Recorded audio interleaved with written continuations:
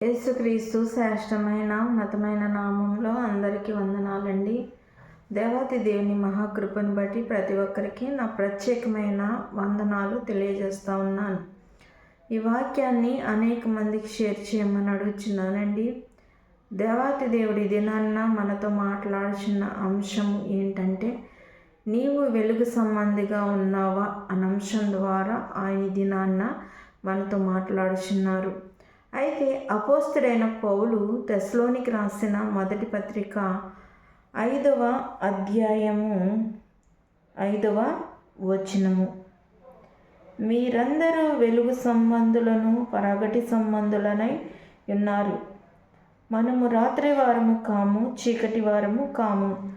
దేవుడి పరిశుద్ధ వాక్యము మన యొక్క జీవితాల్లో ఫలింపచేయనుగాక. ఆమేన్. ప్రార్థన. సర్వోన్నతుడ, సర్వాధికారి, నీ కృపగల నామంలో స్తుతి స్తోత్రములు చెల్లించుకుంటున్నాం. మేము ఎలాంటి అనుభవాలు కలిగి ఉన్నాం, మేము ఎలాంటి సంబంధాలుగా ఉన్నామో మమ్మల్ని మేము పరిశీలన చేసుకోవడానికి సహాయం దయచేయండి అయ్యా. మేము వెలుగు సంబంధాలుగా ఉన్నామా, చీకటి సంబంధాలుగా ఉన్నామా?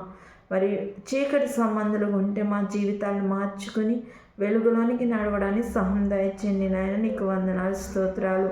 నీ యందు నిశ్చయమైన భయభక్తులు కలిగి జీవించడానికి సహాయం దయచేయండి. నీ కృపతో నింపండి ప్రభా. ఆత్మతోను సత్యముతోను నిన్ను ఆరాధించుకునే ధన్యత దయచేయమని అడుగుచున్నాను తండ్రి. స్తోత్రాలు. నీకు అసాధ్యమైనది ఏదీ లేదు, సమస్తమును సాధ్యమని నీ వాక్యం సెలవిస్తుంది ప్రభా. నీ వాక్యానుసారంగా ప్రతి ఒక్కరు నడుచుకోగలగడానికి సహాయం దయచేయండి. ఈ రాత్రికాల సమయమందు మీరు మాట్లాడుచున్న లేఖనాన్ని బట్టి వందనాలు ప్రభా. మాతో సూటిగా తేటగా మాట్లాడండి ప్రభా, నీకు వందనాలు. నూతన సంవత్సరంలో ఇచ్చిన ప్రతి ఒక్కరి వాగ్దానం వాళ్ళ జీవితాల్లో నెరవేర్చండి. అదేవిధముగా తండ్రి వారి యొక్క జీవితాల్లో మీరు కలుగజేసిన మేలు కొరకే వందనాలు, స్తోత్రాలు. ప్రార్థన అవసరతలు కలిగిన ప్రతి ఒక్కరి ప్రార్థన అవసరతలు తీర్చండి ప్రభు, నీకు వందనాలు. నా పట్ల కూడా నా వాగ్దాన ఫలాలు నెరవేర్చమని అడుగుచున్నాను తండ్రి. అనేక మంది ప్రభ దైవ సేవకులు సువార్తను వెదజల్లుచున్నారు ప్రభ. దైవ సేవకురాండ్రులు సువార్తను వెదజల్లుచుండగా విరివిగా అందుచుండగా తండ్రి, మరి దైవ సేవకుల మీద, క్రైస్తవుల మీద అనేక విధమైన హింసలు జరుగుచున్నాయి, దాడులు జరుగుచున్న తండ్రి. ఏదేమైనప్పటికీ నీ కొరకు బలంగా నిలబడడానికి కృప దయచేయండి అయ్యా. నీ కొరకు ప్రాణమైన ఇవ్వడానికి ఉండే క్రైస్తవ జీవితాన్ని ప్రతి ఒక్కరికి దయచేయమని సూటిగా తేటగా మీరు మాతో మాట్లాడమని నజరేయునేసు నామములో అడుగుచున్నాను తండ్రి. ఆమేన్.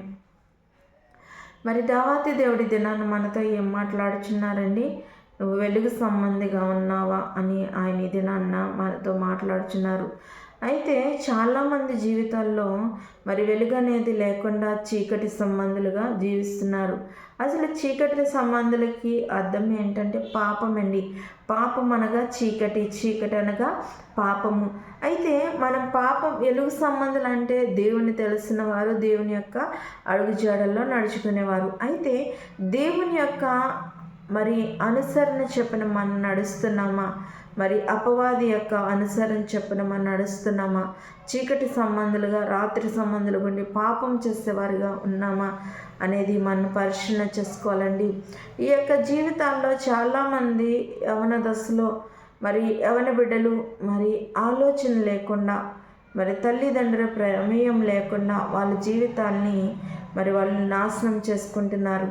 వారి చీకటి సంబంధులుగా మరి వాళ్ళు జీవిస్తూ మరి ఒకానొక స్థితిలో మరి వాళ్ళు మోసపోయారని తెలిసినప్పుడు ఏమి చేయాలో తోచక, ఎక్కడికి వెళ్ళాలో తోచక మరి వాళ్ళు భయంకరమైన సూసైడ్ చేసుకోవాలని నిర్ణయించుకుంటున్నారు. అలాంటి పరిస్థితిలో మరి ఏ ఒక్కరూ జీవించకూడదండి. ఎందుకంటే దేవుని యొక్క మహాకృపను బట్టి, మరి మహా యొక్క ప్రేమను బట్టి మనం దేవుని తెలుసుకున్న వారిగా వెలుగు సంబంధులుగా ఉండాలి. వెలుగుండగానే మన యొక్క ఇంటిని చక్కబెట్టుకోవాలని దేవుని వాక్యం సెలవిస్తుంది. అసలు ఇంటిని చక్కబెట్టుకోవడం ఏంటండి?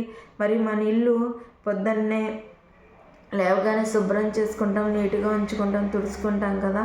మరి మన ఇల్లు చక్కగానే ఉంచుకుంటాం కదా అని మనం అనుకోవచ్చు. ఇల్లు ఏ ఇల్లు తెలుసండి? హృదయం అనే ఇల్లుని చక్కపరుచుకోవాలండి. మరి ఈ యొక్క హృదయం అనే ఇల్లులో ఎప్పుడైతే చక్కపరుచుకుంటామో ఈ యొక్క హృదయం అనే ఇంటిలోనికి మరి దేవుని యొక్క రక్షణ వస్తుందో మరి మన యొక్క జీవితము మరి చక్కబరుచుకునే వారిగా ఉంటాం, మన ఇల్లుని శుభ్రం చేసుకున్న వారిగా ఉంటామండి. అలాంటి జీవితాన్ని కలిగి ఉండాలని ఆయన ఈ దినాన్న నీతోనూ నాతోనూ మాట్లాడుచున్నారు. ఇప్పుడు ఎవరైనా మన ఇంటికి బంధువులు వస్తున్నారనుకోండి, మరి బంధువులు వస్తున్నారని మనం ముందుగా తెలిసినప్పుడు వాళ్ళు చాలా ఇంపార్టెంట్ అయిన వారైతే మనం ఏం చేస్తాము, మరి ఆ యొక్క ఇంటిని శుభ్రంగా చేసుకుని నీట్గా కడుక్కొని మరి అన్నీ చిరాగ్గా ఉంటే చిందరవందరగా ఉంటే సదురుకుని చాలా నీట్గా ఉంచుతాం కదండి. ఎందుకంటే చిందరవందరగా ఎక్కడ సామాన్లు అక్కడ పడేసి ఇష్టానుసారంగా పడేసి చిరాగ్గా ఉందనుకోండి, మరి ఎవరన్నా మన ఇంటికి వచ్చినప్పుడు మన ఇంటికి వచ్చి అవన్నీ చూసి ఏం చేసుకుంటారు, అసహించుకుంటారు కదా, చిరాకు పడతారు. మన ఎదురుగా అనుకోపోయినా కూడా బయటికి వెళ్ళిపోయాలనుకున్నారు, వీళ్ళు ఎంత చండాలంగా పెట్టుకున్నారు, శుభ్రం లేదు ఏమీ లేదని మాట్లాడుకుంటారు. అంటే ఈ లోకానుసారంగా ఉన్న మన ఇంటినే ఎవరన్నా వస్తున్నారంటే మనం అంతగా శుభ్రం చేసుకుంటాం కదండి.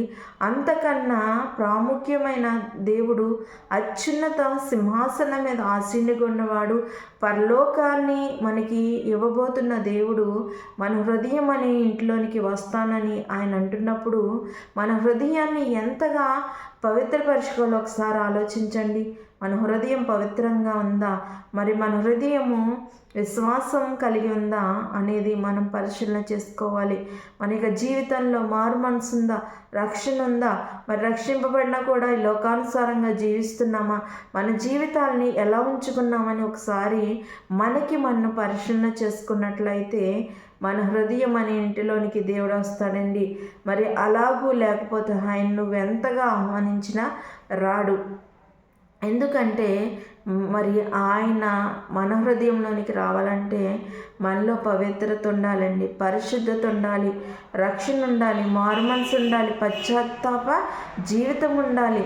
ఎప్పుడైతే ఇలాంటి లక్షణాలు కలిగి మనము నిజమైన పశ్చాత్తాపంతో మన యొక్క జీవితాన్ని మార్చుకుంటామో అప్పుడు మన ఇంట్లోనికి ఆయన వస్తాడండి. మరి ఆ విధంగా వెలుగు సంబంధులుగా మనం ఉండాలి, కానీ చీకటి సంబంధులుగా ఉంటూ దేవుని ఆహ్వానిస్తే ఆ చీకటిలోనికి ఎప్పుడు ఆయన రావడానికి ఇష్టపడ్డు. చాలామంది యవనస్తుల గురించి దినాన్ని ఆయన తెలియజేస్తున్నాడు. యవనమందు మరి తొట్టిల్లు పడతారని దేవుని వాక్యం సెలవిస్తుంది. మరి ఆ యొక్క తొట్టిల్లు పడకుండా వాక్యం చేత మరి తను బలపరుచుకోవాలని కూడా దేవుని వాక్యం తెలియజేస్తుంది కదండి. నీ యవన కాలము చాలా ప్రాముఖ్యమైనది. ఒకవేళ తొట్టిల్లిపోయే స్థితిలో కనుక నీవు ఉంటే ఇప్పుడే నీ జీవితాన్ని చక్క చేసుకుని మరి దేవుని వైపుకి రా, లేదంటే నీ యొక్క జీవితం మరణం వైపుకి వెళ్ళిపోతుందండి. చాలామంది ఈ దినాల్లో నమ్మించి మోసం చేసేవారు చాలా ఎక్కువగా ఉన్నారు. మరి అలాంటి ఉచ్చులోనికి మరి యవన బిడ్డలు వెళ్ళి వాళ్ళ జీవితాన్ని పాడు చేసుకున్నట్లయితే ఆ యొక్క జీవితాలు మరణంలోనికి వెళ్ళిపోతున్నాయి. ఆ యొక్క మరణంలోకి వెళ్ళిపోతే నీకు రక్షణ ఉంటుందా? నీ జీవితము ఆయన సన్నిధానంలో ఉంటుంది. ఎక్కడికి వెళ్ళిపోతుంది? నరకానికి వెళ్ళిపోతుంది. మరి ఆ నరకాన్ని నువ్వు స్వతంత్రించుకోకూడదని దేవుడు యొక్క ఉద్దేశం అండి. మరి ప్రతి మానవులు రక్షింపబడాలి, ఆయన నిత్యరాజ్యానికి వారసులు అవ్వాలని దేవుని ఉద్దేశం. కాబట్టి సమస్తమైన మానవాళి పాపాన్ని ఆయన మోస్తూ ఆయన భుజం మీద ఆ పాప భారాన్ని మోయడం కోసం, మనకి శాంతిని ఇవ్వడం కోసం, సమాధానాన్ని ఇవ్వడం కోసం, మనకి పరలోక రాజ్యంలో స్థలాలు ఇవ్వడం కోసము ఆయన ఈ దినాన్న అందరి గురికి ప్రాణం పెట్టాడండి. అలాంటి ప్రాణం పెట్టిన యేసు వైపు చూడకుండా ఒకవేళ చీకటిలోనికి రాత్రిలోనికి మనం చూసేవారు ఉంటే మన జీవితాల్లో వెలుగుండదండి. మరి ఎంతగా ప్రయత్నించినా ఆ వెలుగు కూడా రాదు. కాబట్టి ఆ వెలుగుండగానే మన యొక్క జీవితాన్ని మన యొక్క మరి ఇంటిని చక్కపరుచుకునే వారికి ఉండాలి. లేదంటే మరి భయంకరమైన దినాలు వస్తున్నాయి. అప్పుడు వాక్యం కొరువైపోతుంది. మరి మనం రక్షింపబడదామన్న రక్షణ తీసుకుందామని ఎవరు మనకు సహాయం చేసే నాదుడు ఉండడండి. మరి ఇప్పుడు ఏదైనా మనం పని చేసుకుంటున్నాం కదండి, ఒక సాయంత్రము 6, 7 ఈలోపు పని చేసుకునే టైంలో కరెంట్ పోయిందనుకోండి, మనకి ఏమన్నా కనిపిస్తుంది? ఏమన్నా చేసుకోగలుగుతామా? ఈ 6 మరి వెలుగుగా ఉండగా మరి వెలుగుండగా కరెంట్ లేదు, ఆ టైంలో ఏమన్నా చేయగలమని చేయలేం. ఒకవేళ కరెంట్ ఉంటే మన పని కొనసాగుతుంది, కరెంట్ లేకపోతే ఏమీ చేయలేం కదండి. అలానే ఆ వెలుగున్నప్పుడే మన యొక్క జీవితాన్ని మనం సరిచేసుకుని క్రీస్తు కొరకు మనం చెక్కబడినట్లయితే ఆయన నిత్య రాజ్యాన్ని పొందుకున్నాం. కాబట్టి ఆ విధంగా వెలుగు సంబంధిగా నువ్వు ఉన్నావని దేవుడి దినాన్న నేను ప్రశ్నిస్తూ ఉన్నాడు. ఆయన మనల్ని వెలుగు సంబంధులుగానే ఉంచాడండి. ఆ వెలుగు మన నుంచి తొలగిపోయిందా, లేకపోతే మనము ఆ యొక్క వెలుగులో నుంచి తొలగిపోయి చీకటిలోనికి వెళ్ళిపోయామా అని ఆయన ప్రశ్నిస్తూ ఉన్నాడు. ఒకవేళ చీకటి వైపు నువ్వు వెళ్తూ ఉంటే ఆ చీకటి నుంచి దూరమయ్యి వెలుగులోనికి రావాలని ఆయన ఉద్దేశమైంది. కాబట్టి మనము వెలుగు సంబంధుల వల్ల ఉండడానికి పరిశుద్ధాత్మిక వాక్యము ప్రతి ఒక్కరి జీవితాల్లో ఫలింపజేయనుగాక. ఆమేన్. అందరికీ వందనాలండి. ప్రార్థన. మహోన్నతుడా, మహిమగల రాజా, సర్వోన్నతుడా, సర్వాధికారి, నికృపగల నామంలో స్తుతి స్తోత్రములయ్యా. ఈ దినాన్న తండ్రి మీరు వెలుగు సంబంధులు ఉన్నారనే అంశం ద్వారా మాట్లాడినారు. మా జీవితంలో నూతనమైన వెలుగులతో నింపండి, నీ కృపతో నింపండి, ఆశీర్వదించండి ప్రభు. నీకు వందనాలు. నిన్న వాక్యం ప్రతి ఒక్కరి జీవితాన్ని వెలుగుమయం వరకు నడిపించడానికి కృప చూపించండి. ఈ సువార్త వ్యాపంగా అనేక చోట్ల విస్తరించినట్లుగా సహాయం దయచేయండి అయ్యా. నైనా ప్రభాటి కృప ధన్యత దయచేయమని చిన్న ప్రార్థన సంధానం చేసి అజలనేస్తున్న నామములో అడుగుచున్నాను తండ్రి. ఆమేన్. అందరికీ వందనాలండి.